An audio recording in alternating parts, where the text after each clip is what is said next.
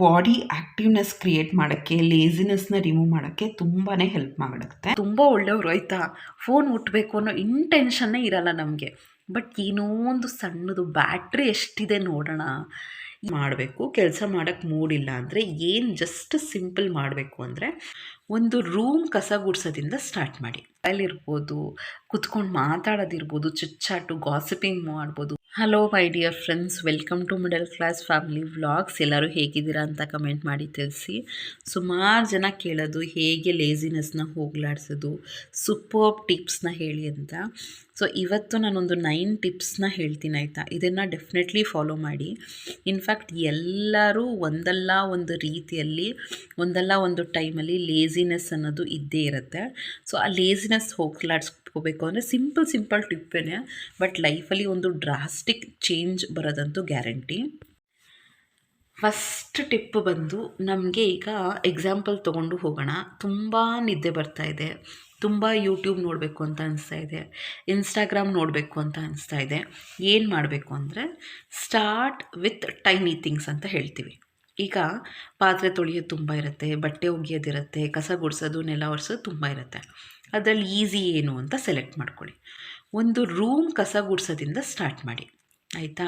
ನಾವು ಯಾವಾಗಲೂ ಅಷ್ಟೇ, ನಮಗೆ ಲೇಸಿನೆಸ್ಗೆ ಮೇಜರ್ ರೀಸನ್ ಏನು ಅಂದರೆ ಸ್ಟಾರ್ಟಿಂಗ್ ಟ್ರಬಲ್. ಒಂದು ಸತಿ ನಾವು ಸ್ಟಾರ್ಟ್ ಮಾಡ್ಕೊಂಡಿದ್ದೀವಿ ಅಂದರೆ ಆಮೇಲೆ ಟೇಕ್ ಆಫ್ ತೊಗೊಳ್ಳೋದು ಈಸಿ. ಯಾವಾಗಲೂ ಅಷ್ಟೇ ಚಿಕ್ಕ ಕೆಲಸದಿಂದ ಸ್ಟಾರ್ಟ್ ಮಾಡಿ. ಚಿಕ್ಕ ಕೆಲಸ ಕೆಲವು ಸತಿ ಎಷ್ಟು ಸಿಂಪಲ್ ಆಗಿರುತ್ತೆ ಅಂದರೆ, ನಾವು ಎದ್ದು ಅಡುಗೆ ಮನೆಗೆ ಹೋಗೋದು ಕೂಡ ಒಂದು ಚಿಕ್ಕ ಕೆಲಸನೇ. ಅಡುಗೆ ಮನೆಗೆ ಹೋಗಾದ್ಮೇಲೆ ನಮ್ಮ ಮೈಂಡ್ ಸೆಟ್ ಚೇಂಜ್ ಆಗುತ್ತೆ. ಕೆಲಸ ಮಾಡೋದನ್ನು ಸ್ಟಾರ್ಟ್ ಮಾಡ್ತೀವಿ, ಅಡುಗೆ ಮಾಡೋದನ್ನು ಸ್ಟಾರ್ಟ್ ಮಾಡ್ತೀವಿ. ಅಡುಗೆ ಮಾಡೋಕ್ಕೆ ಬೇಜಾರಾಗುತ್ತೆ, ಪಾತ್ರೆ ತೊಳೆಯೋಕ್ಕೆ ಬೇಜಾರಾಗುತ್ತೆ. ಏನಕ್ಕೆ ಬೇಜಾರಾಗುತ್ತೆ ಅಂದರೆ ಅದು ರೊಟೀನ್ ಕೆಲಸ. ಡೈಲಿ ಬೇಸಿಸಲ್ಲಿ ನಾವು ಅದೇ ಕೆಲಸ ಮಾಡಿದ್ದೇ ಮಾಡೋದು ತುಂಬ ಬೇಜಾರು ಥರ ಅನಿಸ್ತಾ ಇರುತ್ತೆ. ಯಾರಿಗಾನ ಮಾಡಿದ್ದೇ ಮಾಡಬೇಕು ಅಂತ ಬೇಜಾರಾಗುತ್ತಲ್ವ. ಸೊ ಆ ಕೆಲಸನ ನಾವು ಸ್ವಲ್ಪ ಇಂಟ್ರೆಸ್ಟಿಂಗಾಗಿ ಮಾಡ್ಕೋಬೇಕು, ಮಾಡಲೇಬೇಕು, ಬೇರೆ ವಿಧಿ ಇಲ್ಲ. ಸೊ ಯಾವಾಗಲೂ ಅಷ್ಟೇ ಸ್ವಲ್ಪ ಚಿಕ್ಕ ಕೆಲಸದಿಂದ ಸ್ಟಾರ್ಟ್ ಮಾಡಿಕೊಂಡ್ರೆ ಬೆಸ್ಟ್. ಏನಕ್ಕೆ ಬ್ರೇಕ್ ಕೊಟ್ಟೆ ಅಂದರೆ, ನನ್ನ ಚಿಕ್ಕ ಮಗಳು ಬಂದಳು, ವಿಡಿಯೋ ಮಾಡ್ತಾಯಿದ್ದೀನಿ. ಈ ಟೈಮಲ್ಲೇ ಡೌಟ್ಸ್ ಜಾಸ್ತಿ ಆಗುತ್ತೆ, ಅದಕ್ಕೆ ಮೇಡಮ್ ಬಂದಳು. ಈಗ ಪ್ರಿಯಾರಿಟಿ ನೀವು ಯೋಚನೆ ಮಾಡಿ. ಮಕ್ಕಳು ಇಂಪಾರ್ಟೆಂಟ್ ಆಗ್ತಾರೆ, ಫ್ಯಾಮಿಲಿ ಇಂಪಾರ್ಟೆಂಟ್ ಆಗುತ್ತೆ. ನಾವು ಯಾವುದಕ್ಕೆ ಪ್ರಿಯಾರಿಟಿ ಕೊಡ್ತೀವಿ ಅನ್ನೋದು ತುಂಬ ಮ್ಯಾಟ್ರ್ ಆಗುತ್ತೆ. ಸೊ ಚಿಕ್ಕ ವಿಷಯ ಆದರೂ ತಲೆಯಲ್ಲಿ ನೆನ್ಪಿಟ್ಕೊಳ್ಳಿ. ಲೈಫಲ್ಲಿ ಯಾವುದು ಪ್ರಿಯಾರಿಟಿ, ನಮಗೆ ಏನು ಇಂಪಾರ್ಟೆಂಟು ಅಂತ ನಮಗೆ ಕ್ಲಾರಿಟಿ ಇರಬೇಕು. ಸೊ ಇದೊಂದು ಹೇಳಿದ್ನಲ್ಲ, start with the tiny things. Second ಬಂದು 5 minutes ರೂಲ್. ಅಂದರೆ ನೀವೇನಾದ್ರು ಕೆಲಸ ಮಾಡಬೇಕು, ಕೆಲಸ ಮಾಡೋಕ್ಕೆ ಮೂಡಿಲ್ಲ ಅಂದರೆ ಏನು ಜಸ್ಟ್ ಸಿಂಪಲ್ ಮಾಡಬೇಕು ಅಂದರೆ 5 minutes ಮಾತ್ರನೇ ಆ ಕೆಲಸ ಮಾಡೋಕ್ಕೆ ಸ್ಟಾರ್ಟ್ ಮಾಡಬೇಕು. ಅದೊಂಥರ ಟ್ರಿಗರಿಂಗ್ ಮೋಡ್ ಅಂತ ಹೇಳ್ತೀವಿ ಯಾವಾಗಲೂ ಅಷ್ಟೇ. ನಮ್ಮ ಮೈಂಡ್ ಹೆಂಗೆ ಅಂದರೆ, ನೀವು ಸಿಂಕ್ ಹತ್ರ ಹೋಗ್ತೀರಾ, ನೀವು ಅನ್ಕೋತೀರಾ ಒಂದು 4 ಪಾತ್ರೆ ತೊಳೆದ್ಬಿಟ್ಟು ಬರೋಣ ಅಂತ. ಬಟ್ ನಮ್ಮ ಲೇಡೀಸ್ ಮೈಂಡ್ಸೆಟ್ ಹೇಗಿರುತ್ತೆ ಅಂದರೆ, ಮ್ಯಾಕ್ಸಿಮಮ್ ನಿಜವಾಗ್ಲೂ ಹೇಳ್ತಾ ಇದ್ದೀನಿ, 99% ಲೇಡೀಸು ಎಲ್ಲ ಇಷ್ಟೇ ತೊಳೆದಿದ್ದೀನಿ ಅಂತ ಎಲ್ಲ ತೊಳೆದ್ಬಿಟ್ಟು ಬಂದ್ಬಿಡೋಣ ಅಂತ ಅನಿಸ್ತಾ ಇರುತ್ತೆ. ಸೊ 5 minutes ರೂಲ್ ನಮಗೆ ಲೇಸಿನೆಸ್ನ ಸ್ಟಾರ್ಟಿಂಗ್ ಸ್ಟೇಜಲ್ಲಿ ಬ್ರೇಕ್ ಮಾಡೋಕ್ಕೆ ಹೆಲ್ಪ್ ಮಾಡುತ್ತೆ. 5 minutes ಆ ಕೆಲಸನ ಮಾಡೋಕ್ಕೆ ಸ್ಟಾರ್ಟ್ ಮಾಡಿ. ಡೆಫಿನೆಟ್ಲಿ ನಿಮ್ಮ ಆ್ಯಕ್ಟಿವ್ನೆಸ್ ಅನ್ನೋದು ಜಾಸ್ತಿ ಆಗುತ್ತೆ. ನೆಕ್ಸ್ಟ್ ಬಂದು, ನಾವು ತಪ್ಪು ಮಾಡೋದೇನು ಗೊತ್ತಾ, ಟು ಡೂ ಲಿಸ್ಟ್ ಮಾಡೋದ್ರಲ್ಲೇ ತಪ್ಪು ಮಾಡೋದು. ಟು ಡೂ ಲಿಸ್ಟ್ ಅಂದರೆ ನಾವು ಡೈಲಿ ಬೇಸಿಸಲ್ಲಿ ಇದನ್ನೆಲ್ಲ ಮಾಡಬೇಕು ಅಂತ ಮಾಡ್ಕೊಂಡಿರ್ತೀವಲ್ವ. ಆ ಟು ಡೂ ಲಿಸ್ಟ್ ಹೆಂಗಿರುತ್ತೆ ಅಂದರೆ, ಒಂದು 20 ಕೆಲಸಗಳನ್ನ ಮಾಡ್ಕೊಂಡಿರ್ತೀವಿ. ಫಸ್ಟ್ ಮೂಮೆಂಟಲ್ಲೇ ನಮಗೆ ಆ ಲಿಸ್ಟ್ ಆಫ್ ಕೆಲಸಗಳನ್ನ ನೋಡೇ ಬೇಜಾರಾಗ್ತಿರುತ್ತೆ. ಆ ತಪ್ಪನ್ನ ಮಾಡೋಕ್ಕೆ ಹೋಗಬಾರ್ದು. ಟು ಡೂ ಲಿಸ್ಟ್ ಯಾವಾಗಲೂ ಅಷ್ಟೇ ಸಿಂಪಲ್ ಆಗಿರಬೇಕು. ಆ ಸಿಂಪಲ್ ಕೆಲಸನ ಫಸ್ಟು ಮುಗಿಸಿದ್ರೆ ನಮ್ಮ ಡೋಪಮೈನ್ ಎಷ್ಟು ಜಾಸ್ತಿ ಆಗುತ್ತೆ ಅಂದರೆ, ನೆಕ್ಸ್ಟ್ ಟೈಮು ಇನ್ನೂ ಕೆಲಸ ಮಾಡಬೇಕು ಅಂತ ಅನಿಸ್ತಾ ಇರುತ್ತೆ.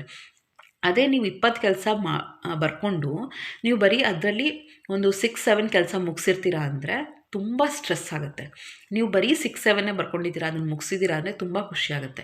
ಸೊ ಯಾವಾಗಲೂ ಅಷ್ಟೇ ಟು ಡೂ ಲಿಸ್ಟ್ನ ಸಿಂಪಲಾಗಿ ಬರ್ಕೊಳ್ಳಿ ಆಯಿತಾ. ಒಂದು 5-6 ಕೆಲಸನೇ ಬರ್ಕೊಳ್ಳಿ, ಅದನ್ನು ಕಂಪ್ಲೀಟ್ ಮಾಡಿ.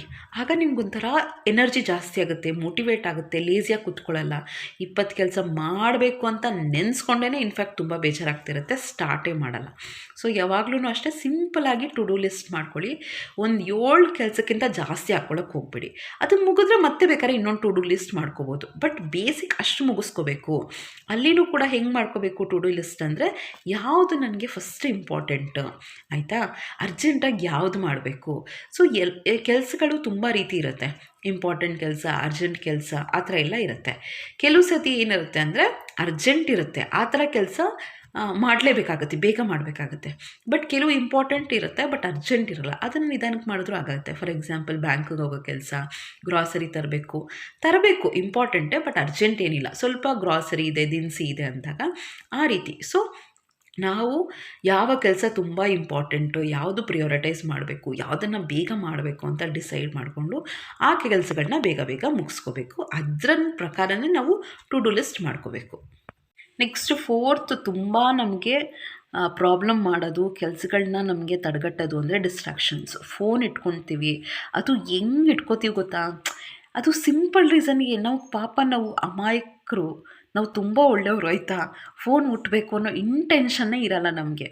ಬಟ್ ಏನೋ ಒಂದು ಸಣ್ಣದು ಬ್ಯಾಟ್ರಿ ಎಷ್ಟಿದೆ ನೋಡೋಣ, ಏನೋ ಅಂದ್ಕೊಂಡಿದ್ನಲ್ಲ, ಯಾರ್ದೋ ಮೆಸೇಜ್ ಬಂದಿರ್ಬೋದು ಅಂತ ನೋಡೋಣ, ಆಮೇಲೆ ಏನೋ ಫೋಟೋ ನೋಡೋಣ, ಏನೋ ಒಂದು ಕ್ಲಿಕ್ ಮಾಡೋಣ, ಹಾಡು ಹಾಕೋಣ, ಈ ಥರದ್ದು ಏನೋ ಒಂದು ಅಂದ್ಕೊಂಡು ಫೋನ್ನ ಮುಟ್ಟಕ್ಕೆ ಸ್ಟಾರ್ಟ್ ಮಾಡ್ತೀವಿ.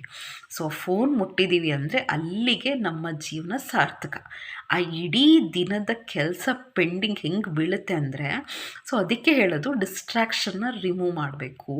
ಟಿ ವಿ ಇರ್ಬೋದು, ಮೊಬೈಲ್ ಇರ್ಬೋದು, ಕುತ್ಕೊಂಡು ಮಾತಾಡೋದಿರ್ಬೋದು, ಚಿಟ್ಚಾಟು, ಗಾಸಿಪಿಂಗ್ ಮಾಡ್ಬೋದು, ಫ್ರೆಂಡ್ಸರು, ಇವೆಲ್ಲ ಡಿಸ್ಟ್ರಾಕ್ಷನ್ಸೇ.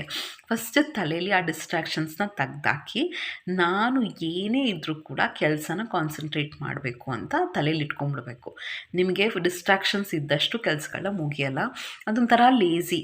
ಎಷ್ಟು ಹೈಟ್ಸ್ ಆಫ್ ಲೇಝಿನೆಸ್ ಅಂದರೆ, ಫೋನ್ ಇಟ್ಕೊಂಡು ಕುತ್ಕೊಳ್ಳೋಷ್ಟು ಹೈಟ್ಸ್ ಆಫ್ ಲೇಝಿನೆಸ್ ಇನ್ನೊಂದಿಲ್ಲ, ಆಯಿತಾ. ಅಷ್ಟು ಒಂದು 5 ಮಿನಿಟ್ಸ್ ಅಂತ ಅನ್ಕೋತೀವಿ, ನೀವು ನಂಬಲ್ಲ, 2-3 ಅವರ್ ಯಾವಾಗ ಆಗಿರುತ್ತೋ ಅನ್ನೆಸೆಸರಿ ನೋಡ್ತಾ ಇರ್ತೀವಿ. ಯಾವುದೋ ಫೋಟೋ, ಯಾರ್ದೋ ಇನ್ಸ್ಟಾಗ್ರಾಮ್ ರೀಲ್ಸು, ಏನೋ ಯೂಟ್ಯೂಬು, 108 ರೆಸಿಪೀಸು, ಆ 108 ರೆಸಿಪೀಲಿ 1-2 ಮಾಡಿರಲ್ಲ.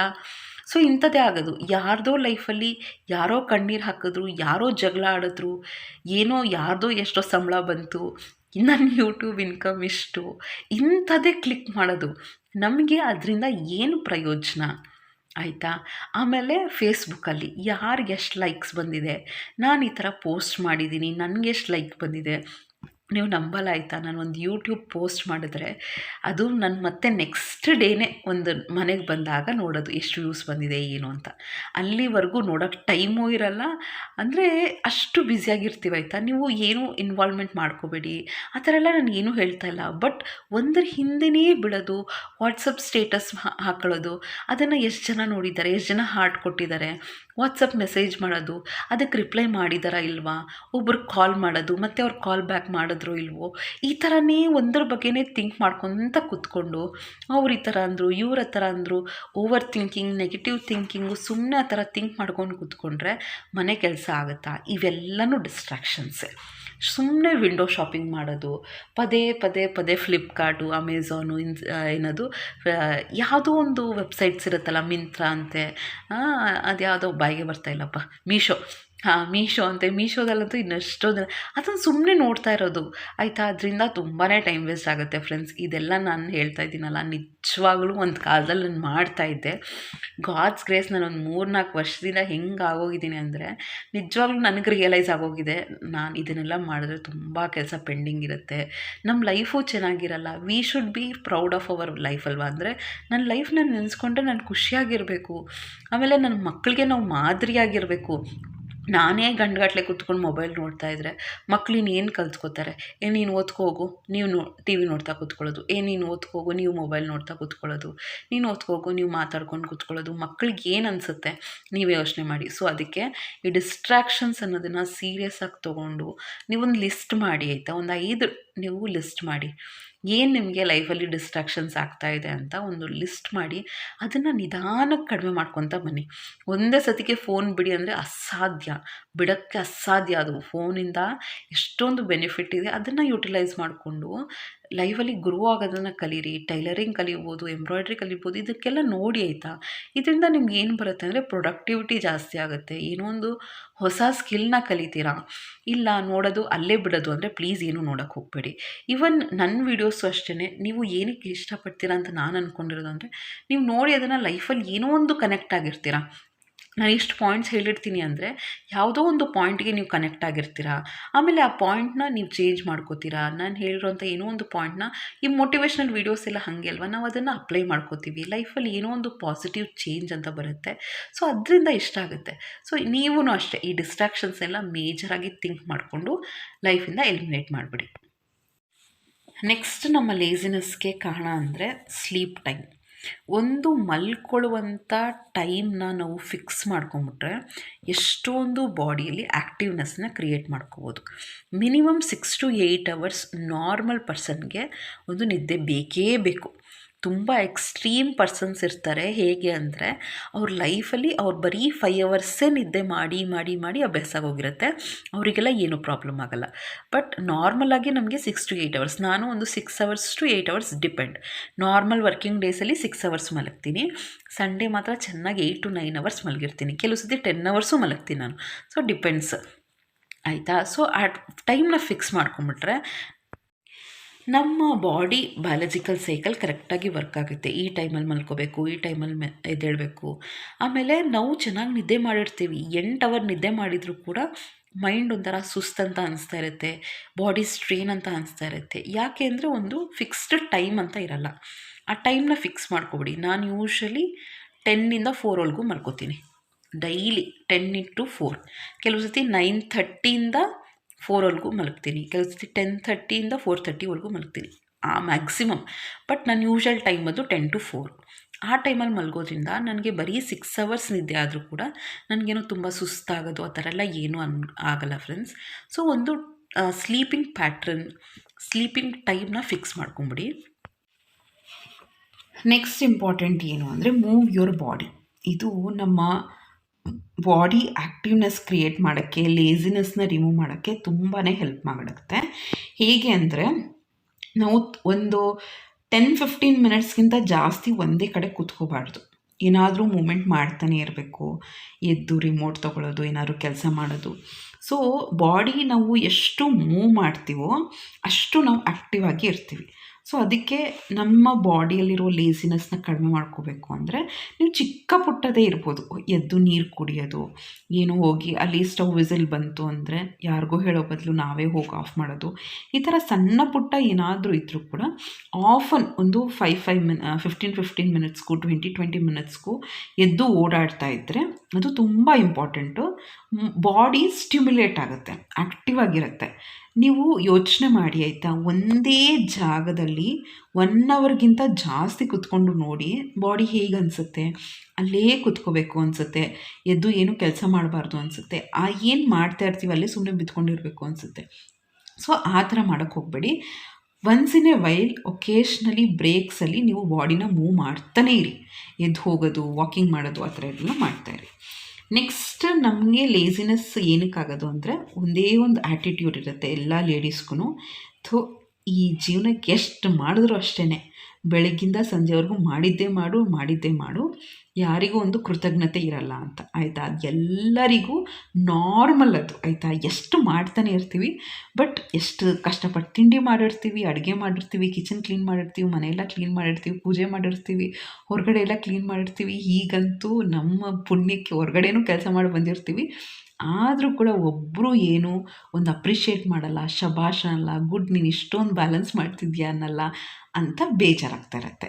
ಸೊ ಆ ಥರ ನಾವು ಎಕ್ಸ್ಪೆಕ್ಟ್ ಮಾಡಿಕೊಂಡು ಬೇಜಾರು ಮಾಡ್ಕೊಳ್ಳೋ ಬದಲು ರಿವಾರ್ಡ್ ಯುವರ್ ಸೆಲ್ಫ್. ನಿಮ್ಗೇನು ಖುಷಿನೋ ಅದನ್ನು ಮಾಡಿ. ನೀವು ಅಂದ್ಕೊಂಡಿರೋ ಕೆಲಸನ ಮಾಡಿ ಮುಗಿಸಿದ್ದೀರಾ. ನಾನು ನಿನ್ನೆಗಿಂತ ಇವತ್ತು ಲೇಸಿ ಆಗಿಲ್ಲ ಅಂತ ನಿಮ್ಗೆ ಅನಿಸಿದ್ಯಾ? ಕುತ್ಕೊಂಡು ಟಿ ವಿ ನೋಡಿ, ನಿಮ್ಗೇನು ಖುಷಿನೋ ಅದನ್ನು ಮಾಡಿ. ಒನ್ಸ್ ಇನ್ ಎ ವೈಲ್ ಹೋಗಿ ಶಾಪಿಂಗ್ ಮಾಡಿ, ನಿಮ್ಗೇನು ಖುಷಿನೋ ಅದನ್ನು ತೊಗೊಳ್ಳಿ ಆಯಿತಾ. ಯಾರೋ ಏನೋ ಕೊಡ್ತಾರೆ, ಹೊಗಳ್ತಾರೆ, ಮಾಡ್ತಾರೆ ಅಂತ ನಾವು ಎಕ್ಸ್ಪೆಕ್ಟ್ ಮಾಡಿಕೊಂಡು ನಮ್ಮ ಲೈಫ್ ಸ್ಟೈಲ್ನ ಅವ್ರ ಮೇಲೆ ಡಿಪೆಂಡ್ ಮಾಡ್ಕೊತ ಕೂತ್ಕೊಂಡ್ರೆ ನಮಗೆ ನೋವೇ ಜಾಸ್ತಿ. ಜೊತೆಗೆ ಲೇಸಿ ಆಗ್ತೀವಿ. Expectations leads to hurt a lot actually. ಅದಕ್ಕೆ ನಿಮಗೆ ನೀವೇ ಶಬಾಷ್ಗಿರಿ ಕೊಡ್ಕೊಳ್ಳಿ. ಒಂಥರ ಖುಷಿಯಾಗುತ್ತೆ ಫ್ರೆಂಡ್ಸ್, ನಿಜವಾಗ್ಲೂ. ನಿನ್ನೆ ಹೆಂಗೆ ಟೈಮ್ ವೇಸ್ಟ್ ಮಾಡಿಬಿಟ್ನಪ್ಪ, ಈ ಥರ ಮಾಡೋಕ್ಕೆ ಹೋಗಬಾರ್ದು. ಇವತ್ತು 1 ಸೆಕೆಂಡ್ ಆಯಿತಾ, ಈ ವಿಡಿಯೋ ಮುಗ್ದಿದ ತಕ್ಷಣ ಒಂದು 5 ನಿಮಿಷ ಕುತ್ಕೊಂಡು ಯೋಚನೆ ಮಾಡಿ, ನನ್ನ ದಿನ ಹೆಂಗಿತ್ತು, ನಾನು ಅಂದ್ಕೊಂಡಿದ್ದನ್ನು ಮಾಡಿದ್ನ, ಮುಗಿಸಿದ್ನ, ಕೆಲಸ ಮುಗಿಸಿದ್ನ, ಪ್ಲ್ಯಾನ್ ಪ್ರಕಾರ ಮಾಡಿದ್ನ, ನನ್ನ ಬೆಸ್ಟ್ ನಾನು ಕೊಟ್ಟಿದ್ದೀನ, ಪ್ರೊಡಕ್ಟಿವಿಟಿ ಇತ್ತಾ, ನಾಳೆ ಯಾವ್ದಾನ ಸೆಕ್ಷನ್ಸ್ ನಾನು ಇಂಪ್ರೂವ್ ಮಾಡ್ಕೋಬೋದಾ, ಇನ್ನು ಹೆಂಗೆ ಸ್ಮಾರ್ಟಾಗಿ ಪ್ಲ್ಯಾನ್ ಮಾಡ್ಕೋಬೋದು, ಈ ಥರ ಎಲ್ಲ ಥಿಂಕ್ ಮಾಡ್ಕೊತ ಹೋದರೆ ನಮಗೆ ಒಂದು ಐಡಿಯಾ ಬರುತ್ತೆ. ಹೌದಲ್ವಾ, ಈ ಥರ ಮಾಡ್ಬೋದಿತ್ತಲ್ಲ, ಈ ಥರ ಇನ್ನೂ ಮಾಡ್ಬೋದಲ್ವಾ. ನನಗೆ ಯಾವಾಗಲೂ ಅಷ್ಟೇ ಗೊತ್ತಾ, ನಮ್ಮ ಲೈಫಲ್ಲಿ there is always a scope for improvement. ನಿನ್ನೆಗಿಂತ ನಾವು ಇವತ್ತು ಇಂಪ್ರೂವ್ ಆಗ್ಬೋದು, ಇವತ್ತಿಗಿಂತ ನಾಳೆ ಇಂಪ್ರೂವ್ ಆಗ್ಬೋದು. ಸೊ ಪ್ರತಿಯೊಂದು ವಿಷಯದಲ್ಲೂ ನಾವು ಇಂಪ್ರೂವ್ನ ಕಾಣ್ತಾ ಹೋಗ್ಬೋದು. ಸೊ ಅದಕ್ಕೇ ರಿವಾರ್ಡ್ ಯುವರ್ ಸೆಲ್ಫ್ ಬಂದು ನಮಗೆ ಮೋಟಿವೇಟ್ ಮಾಡ್ತಾ ಇರುತ್ತೆ. ನೆಕ್ಸ್ಟ್ ಬಂದು ಪಾಸಿಟಿವ್ ಸೆಲ್ಫ್ ಟಾಕ್. ಇದಂತೂ ತುಂಬ ಸೀರಿಯಸ್ ಆಗಿ ತೊಗೊಳ್ಳಿ. ನಾನು ಲೇಝಿ, ನನ್ನ ಕೈಯಲ್ಲಿ ಆಗಲ್ಲ, ನನಗೆ ಸುಸ್ತಾಗತ್ತೆ, ನಾನಿರೋದೇ ಹೀಗೆ, ನನಗೆ ವಯಸ್ಸಾಯಿತು, ನನ್ನ ಬಾಡಿ ಇದಕ್ಕೆ ಸಪೋರ್ಟ್ ಮಾಡಲ್ಲ ಅಂತ ನೆಗೆಟಿವ್ ಆಗಿ ಟಾಕ್ ಮಾಡ್ಕೊಳ್ಳೋ ಬದಲು, ನೆಗೆಟಿವ್ ಆಗಿ ಹೇಳ್ಕೊಳ್ಳೋ ಬದಲು, ಯಾಕಾಗಲ್ಲ ನೋಡೋಣ, ಸ್ವಲ್ಪ ಮಾಡಿ ಟ್ರೈ ಮಾಡೋಣ, ನನ್ನ ಕೈಯಲ್ಲಿ ಆಗುತ್ತೆ, ಒಂದು 2% ನನಗೆ ನಾನು ಚೇಂಜ್ ಮಾಡ್ಕೊಳ್ಳೋಣ, ಒಂದು 5 ನಿಮಿಷ ಮಾಡಿ ನೋಡೋಣ, ನನ್ನ ಕೈಯಲ್ಲಿ ಆಗುತ್ತೇನೋ, ಈ ಥರ ಒಂದು ಪಾಸಿಟಿವ್ ಆಗಿ ನಿಮ್ಮ ಬಗ್ಗೆ ನೀವೇ ಯೋಚನೆ ಮಾಡೋದು, ನಿಮ್ಮ ಹತ್ರ ನೀವೇ ಮಾತಾಡ್ಕೊಳ್ಳೋದ್ರಿಂದ ಎಷ್ಟು ಚೇಂಜ್ ಆಗುತ್ತೆ ಗೊತ್ತಾ. ಇನ್ಫ್ಯಾಕ್ಟ್ ಪಾಸಿಟಿವ್ ಸೆಲ್ಫ್ ಟಾಕು ನಮ್ಮ ಲೈಫ್ನ ಕಂಪ್ಲೀಟಾಗಿ ಡ್ರಾಸ್ಟಿಕ್ ಚೇಂಜ್ ಆಗ್ಬೋದು. ಸುಮ್ಮನೆ ಕೂತ್ಕೊಂಡಿದ್ದಾಗ ನಾನೇ ಅಂದ್ಕೊಳ್ಳೋದು, ಶ್ವೇತಾ ನಿನ್ನ ಕೈಲಾಗುತ್ತೆ, ಎದ್ದೇಳು. 4 o'clockಗೆ ಇನ್ಫ್ಯಾಕ್ಟ್ ನಾನು ನೋಡಿ ನೆಕ್ಸ್ಟ್ ಟಾಪಿಕ್ ಬರ್ಕೊಂಡಿದ್ದೀನಿ. ನಾನು ಇನ್ಫ್ಯಾಕ್ಟ್ ಎಷ್ಟು ನಿದ್ದೆನ ಕಂಟ್ರೋಲ್ ಮಾಡಿಕೊಂಡು ಹೆಂಗೆ 4 ಗಂಟೆಗೆ ಎದ್ದೇಳೋದು ಅಂತ ನೆಕ್ಸ್ಟ್ ನಾನು ಹೇಳ್ತೀನಿ. ನಾನು ಹೆಂಗೆ ಗೊತ್ತಾ, ನೀವು ನಂಬಲ್ಲ ಆಯಿತಾ, ಒಂದು 8 ಗಂಟೆ 8:15ಗೆ ಹಸ್ಬೆಂಡಿಗೆಲ್ಲ ತಿಂಡಿ ಮಾಡಿಕೊಟ್ಟು ಎಲ್ಲ ಮಾಡ್ಬಿಟ್ಟು ಮತ್ತೆ ಮಲಗ್ತಾಯಿದ್ದೆ, ಅಷ್ಟು ಲೇಸಿ ಇದ್ದೆ. ಆ ಥರ ಇದ್ದವಳು ನಾನು ಈಗ 4 ಗಂಟೆಗೆ ಟಣ್ಣಂತ ಎದ್ದು ಕೂತ್ಕೋತೀನಿ, ಅಲಾರಾಮು ಬೇಡ, ಆ ಲೆವೆಲ್ಗೆ ಎದ್ದು ಕೂತ್ಕೋತೀನಿ. ಅಂದರೆ ನನಗೆ ತುಂಬಾ ಹೆಲ್ಪ್ ಆಗಿದ್ದು ಏನು ಅಂದರೆ ಪಾಸಿಟಿವ್ ಸೆಲ್ಫ್ ಟಾಕ್. ನನ್ನ ಕೈಲಾಗುತ್ತೆ. ಈ ಥರ ಸುಸ್ತಾದಾಗ ನನಗೆ ಎಷ್ಟು ನಿದ್ದೆ ಬರ್ತಾ ಇರುತ್ತೆ ಅಂದರೆ ನೀವು ನಂಬಲ್ಲ. ಪ್ರತಿಯೊಂದು ದಿನ ಜರ್ನಿ ಮಾಡ್ಕೊಂಡು ಬಂದಿರ್ತೀವಿ ನಾವು ಆಯಿತಾ. ಸುಮ್ಮನೆ ಇಲ್ಲೇ ಹತ್ತಿರ ಇದ್ದಾಗ ಹೋಗಿ ಬಂದು ಮನೆಗೆ ಬಂದು ಸ್ವಲ್ಪ ಕೆಲಸ ಮಾಡಿ ಮಲ್ಕೊಳ್ಳೋದು ಈಸಿ. ನಾವು ಈ ಥರ 2 hours 3 hours ಜರ್ನಿ ಮಾಡಿ ಯಾವುದೋ ಒಂದು ಇಂಟೆನ್ಷನ್ ಇರುತ್ತೆ. ಕೇಳ್ಬೋದು ನೀವು ಏನಕ್ಕೆ ಅಷ್ಟು ದೂರ ಹೋಗ್ತೀರಾ ಹಾಗೆ ಹೀಗೆ ಅಂತ, ಬಟ್ ಏನೋ ಒಂದು ಇಂಟೆನ್ಷನ್ ಇರುತ್ತೆ ಅಲ್ವ, ಅದನ್ನೆಲ್ಲ ಪಬ್ಲಿಕಲ್ಲಿ ಹೇಳೋಕ್ಕಾಗಲ್ಲ. ಸೊ ಯಾವುದೋ ಒಂದು ಇಂಟೆನ್ಷನಿಂದ ನೋಡೋಣ ಎಲ್ಲ ಏನೇನಾಗುತ್ತೋ, ಏನು ಕತೆನೋ, ಯಾವಾಗ ಏನೇನಾಗುತ್ತೋ ಅದಾಗುತ್ತೆ. ಸೊ ಅದೊಂದು ಇಂಟೆನ್ಷನ್ ಇರುತ್ತೆ, ಏನೋ ಒಂದು ಪರ್ಪಸ್ ಇರುತ್ತೆ, ಮಕ್ಕಳು ಅದು ಇದು ಅಂತ ಕಮಿಟ್ಮೆಂಟ್ಸ್ ಏನೋ ಒಂದು ಇರುತ್ತೆ ಆಯಿತಾ.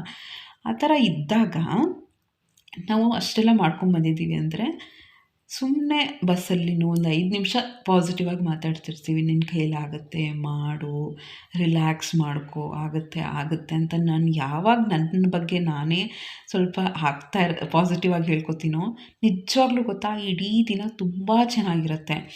ಆಮೇಲೆ ರಿಲ್ಯಾಕ್ಸ್ ಆಗಿ ಮಾಡ್ಕೋತೀನಿ. ಏನಾದ್ರು ಟೆನ್ಷನ್ ಆಗ್ತಾ ಇರುತ್ತೆ, ಆಗುತ್ತೆ.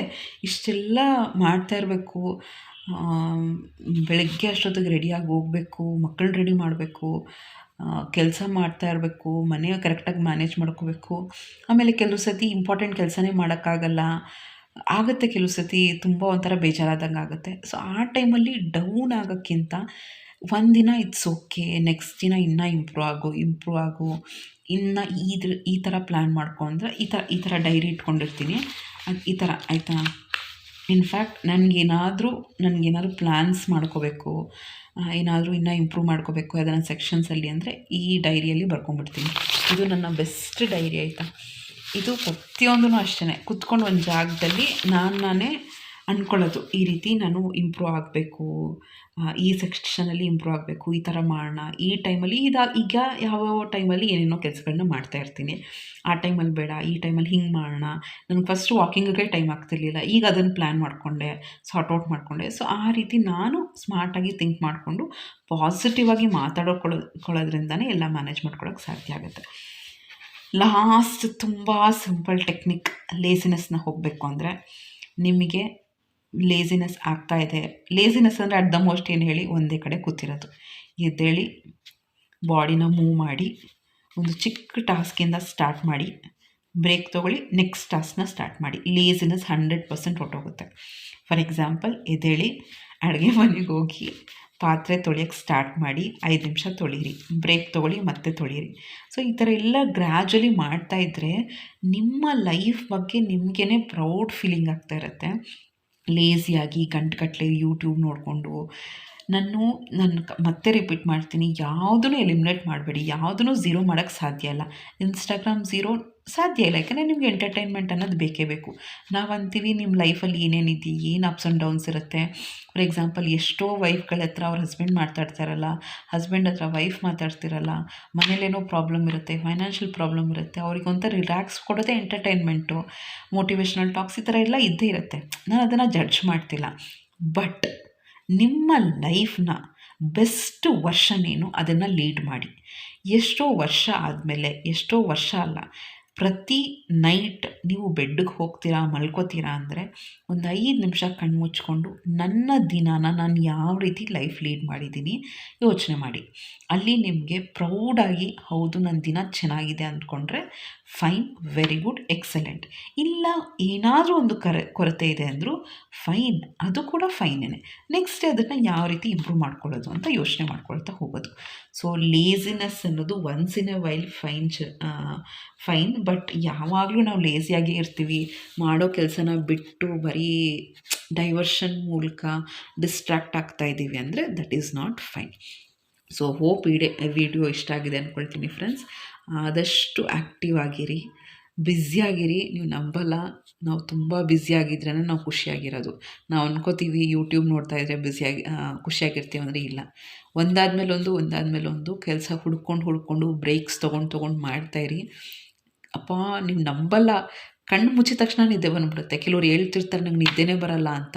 ಇಷ್ಟೆಲ್ಲ ಸ್ಟ್ರೈನ್ ಮಾಡ್ಕೊಂಡು ನೋಡಿ ಕೆಲಸನ ಹುಡ್ಕೊಂಡು ಮಾಡ್ತಾಯಿರಿ, ಏನಕ್ಕೆ ನಿದ್ದೆ ಬರಲ್ಲ. ಕಣ್ಣು ಮುಚ್ಚಿ ಒಂದು 10 ಸೆಕೆಂಡಿಗೆ ನಾನು ನಿದ್ದೆ ಮಾಡಿರ್ತೀನಿ, ಅಷ್ಟು ಬಾಡಿ ಸ್ಟ್ರೈನ್ ಆಗಿರುತ್ತೆ.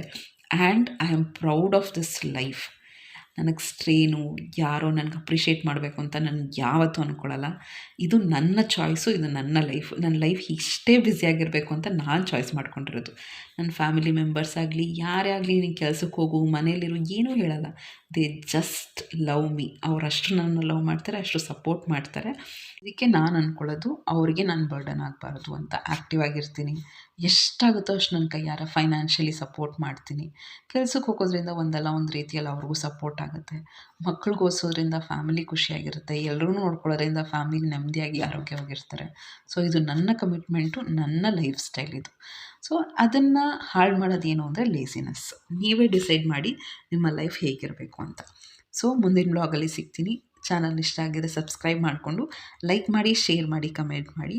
ಲೈಕ್ ಮಾಡಾಗಿದ್ದ ತಕ್ಷಣ ಹೈ ಪಾಯಿಂಟ್ಸ್ ಕೊಡೋದನ್ನ ಮರಿಬೇಡಿ. ನಮಸ್ಕಾರ.